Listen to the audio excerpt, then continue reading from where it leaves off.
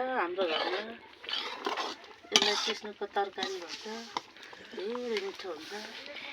कहिलेकाहीँ खाने गरिएको छ। अझ पनि धेरै खाउँ लागेर पकाएको। अब खाउँ कस्तो हुन्छ, मिठो नमिठो। मिठो छ। ल है गाइज, अब मैले चाहिँ खान लागिसकेँ। सिस्नु हो यो चाहिँ। अनि यो चाहिँ भात हो, देख्न सक्नुहुन्छ। चामल, मकै र कोदोको। अनि यो कागती चाहिँ मलाई धेरै मनपर्छ, त्यही भएर मैले यो दुईवटा कागती काटेँ। खुर्सानी दुईवटा ठिक पारिसकेँ।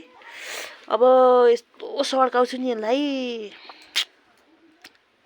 कुरै नगरौँ होइन। यो सिस्नेसरी लाउने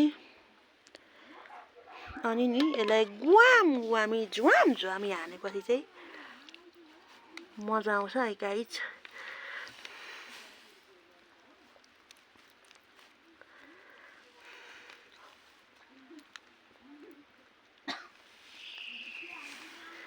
कागतीको रस चाहिँ डह्रो झरिसकेको है गाइज। एकदमै रसिलो कागती रहेछ गाइज। एकदमै मजा है गाइज।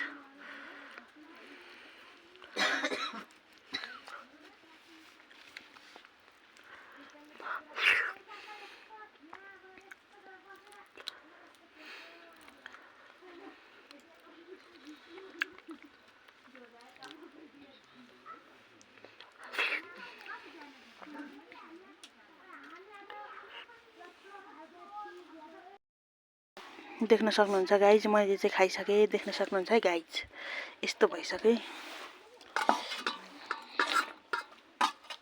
यस्तो भइसक्यो। एकदमै मिठो थियो सिस्नु। मजा आयो गाइज, मजा आयो।